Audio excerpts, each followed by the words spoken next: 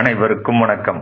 கர்ணன் தனது அஸ்திர திறமைகளை சபையினரின் முன்னிலையில் செய்து காட்டியதையும், பின்னர் துரியோதனனால் அங்க ராஜ்யத்திற்கு அரசனாக பட்டம் சூட்டப்பட்டதையும், அப்போது ஒரு தேரோட்டுகிறவன் கர்ணனை புத்திரனே என்று அழைத்து அங்கே வந்ததையும், இழிவான குலத்தில் பிறந்தவனே, அர்ஜுனன் கையால் மரணமடைய உனக்கு தகுதியில்லை, அங்க ராஜ்யத்தை அடையவும் உனக்கு தகுதியில்லை என்று பீமன் கர்ணனை இகழ்ந்ததையும், அதை கேட்ட கர்ணன் ஏதும் செய்ய முடியாமல் மௌனமாக தலைகுனிந்து நின்றதையும், துரியோதனன் கர்ணனுக்கு ஆதரவாக பேசியதையும், பின் அனைவரும் சபை கலைந்து அவரவர் இருப்பிடம் சென்றதையும் முந்தைய பதிவில் பார்த்தோம். இனி அடுத்த பகுதியை பார்க்கலாம்.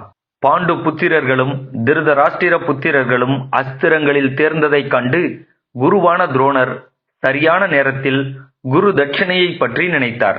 அஸ்திரங்களில் தேர்ச்சி பெற்றதாக எல்லோராலும் அங்கீகரிக்கப்பட்ட பிறகு தனது சீடர்களை நோக்கி, நீங்கள் எல்லோரும் சேர்ந்து எனக்கு ஒரு உயர்ந்த குரு தட்சிணையை கொடுக்க வேண்டும் என்று கூறினார். அதை கேட்ட அனைத்து சிஷ்யர்களும் ஒருமுகமாக, பகவானே, நாங்கள் என்ன கொடுக்க கடவோம், நீங்கள் எங்களுக்கு கட்டளையிட வேண்டும் என்று பதில் அளித்தனர். அதன் பிறகு துரோணாச்சாரியார் தன் சிஷ்யர்கள் அனைவரையும் அழைத்து, நீங்கள் பாஞ்சால தேசத்தின் ராஜாவாகிய துருபதனை போர் முனையில் பிடித்து கொண்டு வர வேண்டும். அதுதான் எனக்கு உயர்ந்த தட்சணையாகும். உங்களுக்கு சுகம் உண்டாகட்டும் என்று கூறினார். அவர்கள் எல்லோரும் அப்படியே ஆகட்டும் குருதேவா என்று சொல்லி குரு தட்சிணை கொடுப்பதற்காக துரோணருடன் ரதங்களில் ஏறி யுத்தம் செய்ய விரைவாக புறப்பட்டனர். போகும் வழியில் அந்த சிஷ்யர்கள் அனைவரும் பாஞ்சால தேசத்தை துன்பப்படுத்திக் கொண்டே சென்றனர். துரியோதனன், கர்ணன், மிகுந்த பலமுள்ள யுயுத்சு, துச்சாதனன், விகர்ணன், ஜலசந்தன், சுரோசனன் இவர்களும், மேலும் மிகுந்த பராக்கிரமம் உள்ள இன்னும் அநேக ராஜகுமாரர்களும் ராஜாக்களும், நானே முன் செல்வேன், நான் தான் முன் செல்வேன் என்று ஒருவருக்கு ஒருவர் போட்டி போட்டுக் கொண்டு மகா பராக்கிரமசாலியான துருபதனுடைய தலைநகரத்தை நோக்கி முன்னேறினர். போகும் வழியில் எதிர்ப்பட்ட பாஞ்சால நகரங்களை அழித்தனர். பிறகு உயர்ந்த ரதங்களில் ஏறிக்கொண்ட அந்த ராஜகுமாரர்கள் அனைவரும் சாரதிகளுடன் நகரத்தில் பிரவேசித்து ராஜமார்க்கத்தை அடைந்தனர். அப்போது பாஞ்சால தேசத்து அரசனாகிய துருபதன் தன்னுடைய பெரிய சைன்யத்தோடும் தன் சகோதரர்களோடும் அந்த ராஜகுமாரர்களை எதிர்ப்பதற்காக கிளம்பினான். துருபதனுடைய சகோதரர்கள் அனைவரும் கவசம் முதலியவற்றை தரித்துக் கொண்டு அம்பு மழைகளை பொழிந்து கர்ஜனை செய்தனர். யாராலும் வெல்ல முடியாத துருபதன் வெண்மையான ரதத்தில் ஏறி யுத்தத்தில் கௌரவர்களை சந்தித்து உக்கிரமான பானங்களை பொழிந்தான். இந்த போரானது தொடங்கும் முன்னரே அர்ஜுனன் அந்த ராஜகுமாரர்களுடைய அதிக கர்வத்தை பற்றி ஆராய்ந்து துரோணாச்சாரியரிடம், இவர்களுடைய பராக்கிரமம் முடிந்த பின்னர் நாங்கள் எங்களுடைய பராக்கிரமத்தை காண்பிப்போம், போரில் பாஞ்சால ராஜனை இவர்களால் பிடிக்க முடியாது என்று கூறி தனது சகோதரர்களுடன் நகரத்துக்கு வெளியில் அரைகாத தூரத்திலேயே நின்று கொண்டான் அர்ஜுனன். ஆக பாண்டவர்களை தவிர்த்து மற்ற அனைவரும் துருபதனை எதிர்த்து அந்த யுத்தத்தில் ஈடுபட்டிருந்தனர். துருபதன் கௌரவர்களை பார்த்தவாறு பெரிய பான வருஷத்தினால் அவர்களுடைய சேனையை மயங்க செய்தவாறு தன் தேரினை வட்டமாக சுற்றி ஓட்டினான். ரதமேறி யுத்தத்தை ஆரம்பித்தவனும் யுத்த செய்கைகளை விரைவாக செய்கின்றவனுமாகிய அந்த துருபதன் ஒருவனை பார்த்து அங்கிருந்த கௌரவர்கள் பயத்தினால் அநேக துருபதன்கள் இருப்பதைப் போல நினைத்தனர். துருபதனுடைய உக்கிரமான பானங்கள் எல்லா திசைகளிலும் சஞ்சரித்தன. அப்போது பாஞ்சாலர்களுடைய வீடுகளில் சங்கங்களும் பேரிகைகளும் மிருதங்கங்களும் ஆயிரக்கணக்காக வாசிக்கப்பட்டன. மகா ஆத்மாக்களாகிய அந்த பாஞ்சாலர்களுடைய சிம்மநாதமும் வில்லின் நான்கள் கைத்தளத்தில் உராய்வதால் உண்டான பெரிய சப்தமும் ஆகாயத்தையே கிழித்தன. அந்த வெற்றி முழக்கத்தை கேட்ட துரியோதனன், விகர்ணன், சுபாகு, தீர்க்கலோசனன், துச்சாதனன் ஆகிய அனைவரும் கோபம் கொண்டு சரமாரிகளை பொழிந்தனர். யுத்தத்தில் யாரும் வெல்ல முடியாத அந்த சிறந்த வில்லாளியான துருபதன் எதிர்த்து வந்த சேனைகளை துவம்சம் செய்தான். தீயை போல சேனையை சுற்றி சஞ்சரித்து துரியோதனனையும் விகர்ணனையும் மகாபலசாலியான கர்ணனையும் வீரர்களான அநேக ராஜகுமாரர்களையும் மற்றும் பலவிதமான சேனைகள் எல்லாவற்றையும் தனது பானங்களினால் நிரப்பி அவர்கள் அனைவரையும் வென்றான் துருபதன். பிறகு நகரத்து மக்கள் அனைவரும் மேகங்கள் மழையை பொழிவது போல கௌரவர்களின் மேல் உலக்கைகளையும் தடிகளையும் பொழிந்தனர். காம்பியல் நகரத்து மக்கள் பெரிய யுத்தம் நடப்பதை கேட்டு உடனே கௌரவர்களை எதிர்த்து சென்றனர். கௌரவர்கள் அனைவரும் கதறி ஓடினர். தங்களுக்கு முன்னே சென்ற கௌரவ சேனையானது தோல்வியை தழுவியதை அறிந்த பாண்டவர்கள் அதன் பிறகு துரோணாச்சாரியரிடம் அனுமதி பெற்று தங்களுடைய ரதங்களில் ஏறினார்கள். அப்போது அர்ஜுனன் தன்னுடைய சகோதரனான யுதிஷ்டிரனிடம், நீங்கள் யுத்தம் செய்ய வேண்டாம் என்று சொல்லி தேரினில் அமர வைத்து மாத்ரியின் புத்திரர்களான நகுல சகாதேவர்களை யுதிஷ்டிரனுக்கு பாதுகாப்பாக நிறுத்தினான். மிகுதியான பலத்தையும் பராக்கிரமத்தையும் கொண்ட பீமசேனன் சேனைக்கு முன்பாக சென்றான். பீமனை தொடர்ந்து அர்ஜுனன் ரதம் ஏறி யுத்தத்திற்கு தயாரானான். கொந்தளித்த கடலை போன்ற பாஞ்சாலர்களின் மகா சேனையில் தண்டாயுதத்தை கையில் தரித்த யமனுக்கு ஒப்பான சிறந்த கைகளையுடைய பீமசேனன் சமுத்திரத்தில் முதலை பிரவேசிப்பதைப் போல பிரவேசித்தான். பிறகு சதுரங்க சைன்யம் நிறைந்த இடத்தில் கதையை தரித்த பீமன் முதலில் யானை சேனையை எதிர்த்து சென்றான். யுத்தத்தில் நிபுணனும் பராக்கிரமத்தில் ஒப்பற்றவனும் யமனை போன்ற உருவத்தை தரித்தவனுமாகிய பீமன் கதையினால் யானை சேனையை அடித்து துவம்சம் செய்தான். மலைகளை போன்ற அந்த யானைகள் பீமசேனனுடைய கதையினால் மத்தகங்கள் பெயர்க்கப்பட்டு மிகுதியான ரத்தம் பெருகி வஜ்ராயுதத்தினால் அடிபட்ட மலைகளைப் போல பூமியில் விழுந்தன. யானைகளை மட்டுமல்ல, பல தேர்களையும் குதிரைகளையும் அடித்து வீழ்த்தினான் பீமன்.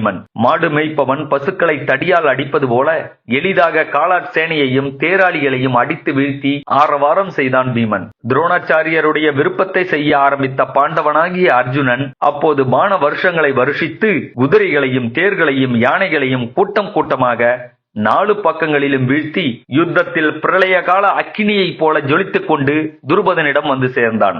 பீமனாலும் அர்ஜுனனாலும் அடிக்கப்பட்ட அந்த பாஞ்சால தேசத்தவரும் தரு சஞ்சய தேசத்தவருமாகிய அனைவரும் பல வகையான அம்புகளை செலுத்தி அர்ஜுனனை விரைவாக மறைத்து தங்களுடைய வாயினால் சிம்மநாதங்களை செய்து அர்ஜுனனுடன் யுத்தம் செய்தனர். அந்த யுத்தம் பயங்கரமாகவும் பார்ப்பதற்கு மிகவும் ஆச்சரியமாகவும் இருந்தது.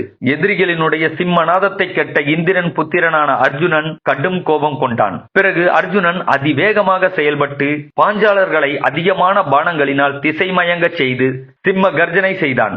புகழ்பெற்ற அர்ஜுனன் பானங்களை இடைவிடாமல் விடுத்துக் கொண்டும் தொடுத்துக் கொண்டும் இருக்கும் பொழுது இந்த இரண்டிற்கும் இடைப்பட்ட காலம் காண முடியாததாக இருந்தது.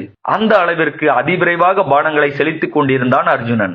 அந்த சண்டையில் திசைகளும் ஆகாயமும் பூமியும் ஒன்றும் காணப்படவில்லை. காண்டீபம் எனும் வில்லை தரித்த பலவானான அர்ஜுனன் பானங்களினால் இருளை உண்டாக்கிய போது பாஞ்சாலர்களும் கௌரவர்களும் நல்லது நல்லது என்று கூறிய சப்தமும் பேரிகைகளின் பெரும் முழக்கமும் சங்கங்களின் முழக்கமும் சிலாகிக்கும் சத்தத்தோடு கூடிய துருபதனுடைய சிம்மநாதமும் அங்கே உண்டான பிறகு தேவேந்திரனை சம்பரன் எதிர்த்தது போல சத்யஜித் என்பவனுடன் சேர்ந்து துருபதன் அர்ஜுனனை விரைவாக எதிர்த்தான். அர்ஜுனனும் துருபதனும் செய்த யுத்தமானது இந்திரனும் மகாபலியும் செய்த யுத்தத்தை போல இருந்தது. அர்ஜுனன் சரமாரியாக பானங்களை பொழிந்து பாஞ்சாலராஜனை மூடினான். அப்போது மகா சிம்மமானது யானையை பிடிக்கப் போகையில் மற்ற யானைகளிடமிருந்து உண்டாகும் சத்தத்தை போல ஆகாரம் பிறந்தது. அப்போது தனஞ்சயன் துருபதனை பிடிக்க வருவதை கண்ட உறுதியான பராக்கிரமம் உள்ள சத்யஜித் என்பவன் துருபதனை காப்பாற்றுவதற்காக அர்ஜுனனை எதிர்த்து போனான். அப்போது பார்த்தனான அர்ஜுனன் சத்யஜித்தை மர்மங்களை பாதிக்கின்ற 10 பானங்களை ஆழமாக பாய்ச்சி பலமாக அடித்தான். அது ஆச்சரியமாக இருந்தது. பிறகு சத்யஜித் 100கணக்கான பானங்களினால் அர்ஜுனனை விரைவாக தாக்கினான். மகாரதனும் காற்றை விட மிகுந்த வேகம் உள்ளவனுமாகிய அர்ஜுனன் பானங்களினால் மூடப்பட்ட பொழுது தனுசின் நாணை உருவி வேகமாக செயல்பட்டு சத்யஜித்தினுடைய வில்லை அறுத்தான். பிறகு துருபதனை மீண்டும் பிடிக்கச் சென்றான். அதற்குள் சத்யஜித் மீண்டும் விரைவாக மற்றொரு வில்லை எடுத்துக்கொண்டு அர்ஜுனனையும் அவனுடைய தேர் குதிரைகளையும் சாரதியையும் விரைவாக தாக்கினான். யுத்தத்தில் சத்யஜித்தினால் இவ்வாறு அடிக்கப்பட்ட போது அர்ஜுனன் அதை பொறுக்கவில்லை. மிகவும் கோபம் கொண்டு அவனை அழிப்பதற்காக பானங்களை விரைவாக விட்டான். குதிரைகளையும் கொடிகளையும் வில் பிடிகளையும் வீழ்த்தி அவனுடைய சாரதிகள் இருவரையும் அடித்தான்.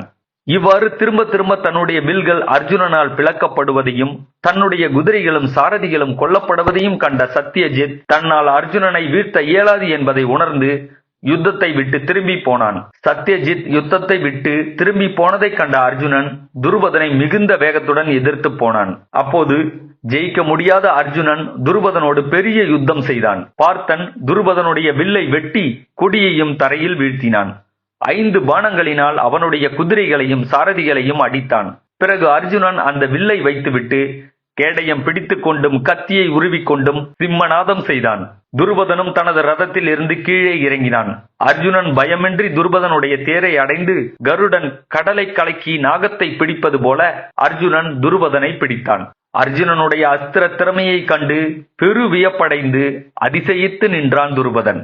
அர்ஜுனன் பாஞ்சால ராஜனான துருபதனை சிறைபிடித்த பிறகு பாஞ்சால தேசத்தைச் சார்ந்த அனைவரும் அனைத்து திசைகளிலும் சிதறி ஓடினர். அந்த தனஞ்சயன் எல்லா சேனைகளுக்கும் தன் கை வலிமையை காண்பித்து சிம்ம கர்ஜனையை செய்து வெளியே புறப்பட்டான். அர்ஜுனன் வெற்றி களிப்போடு துருபதனை சிறை செய்து கொண்டு வருவதை கண்ட கௌரவ குமாரர்கள் அனைவரும் ஒன்று சேர்ந்து மகா ஆத்மாவான அந்த துருபதனுடைய நகரத்தை அப்போதே அழிக்கத் தொடங்கினர்.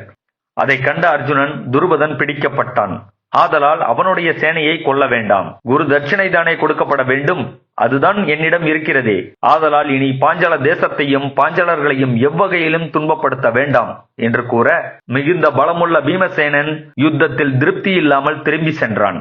பாண்டவர்கள் அனைவரும் சேர்ந்து போர் முனையில் யஜ்னசேனன் என்று சொல்லப்பட்ட துருபதனை மந்திரிகளுடன் பிடித்து வந்து துரோணரிடம் ஒப்படைத்தனர். கர்வ பங்கம் செய்யப்பட்டும் தனங்கள் போக்கப்பட்டும் அவ்வாறு பிடிக்கப்பட்டு வந்த அந்த துருபதனை பார்த்து துரோணர் பேசலானார். என்னால் உன்னுடைய தேசம் மொத்தமும் துவம்சம் செய்யப்பட்டது, உன் நகரமும் பிடிக்கப்பட்டது. உயிரோடு எதிரியின் வசத்தில் அகப்பட்ட பிறகு சிநேகிதன் என்பதை முன்னிட்டு என்னை விரும்புகிறாயா என்று சொல்லி சிரித்தார் துரோணர்.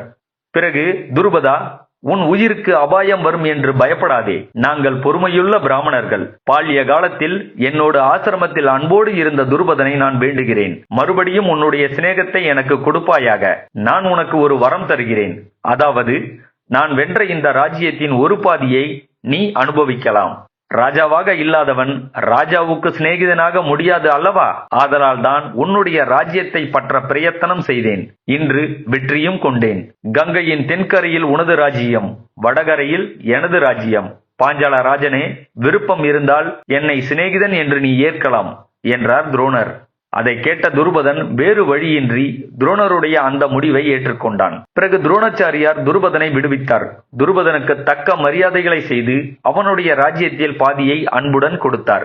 பிறகு அந்த துருபதன் மனம் தளர்ச்சி அடைந்து கங்கை கரையில் அநேக தேசங்களுடன் கூடிய மகா கந்தி எனும் பட்டணத்தையும் காம்பியல் எனும் சிறந்த பட்டணத்தையும் சர்மன்வதி வரையில் உள்ள தக்ஷண பாஞ்சால தேசத்தையும் தன்னுடைய ராஜ்யமாக எடுத்துக்கொண்டான்.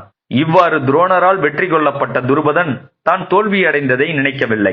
பிரம்ம தேஜஸ் எனும் பலம் தனக்கு இல்லை என்பதை தெரிந்து கொண்டு புத்திரனை ஜனிக்க உபாயம் தேடி பூமியெல்லாம் சஞ்சரித்தான். துரோணர் அகிசத்திரம் என்னும் தேசத்தை எடுத்துக்கொண்டார். அநேக தேசங்கள் அடங்கிய அகிசத்திராபுரி இவ்வாறு அர்ஜுனனால் யுத்தத்தில் ஜெயிக்கப்பட்டு துரோணருக்கு கொடுக்கப்பட்டது. சரி நண்பர்களே, இன்றைய பகுதியை இதோடு நான் நிறைவு செய்கிறேன். மீண்டும் நாம் அடுத்த பதிவில் சந்திக்கலாம். நன்றி, வணக்கம்.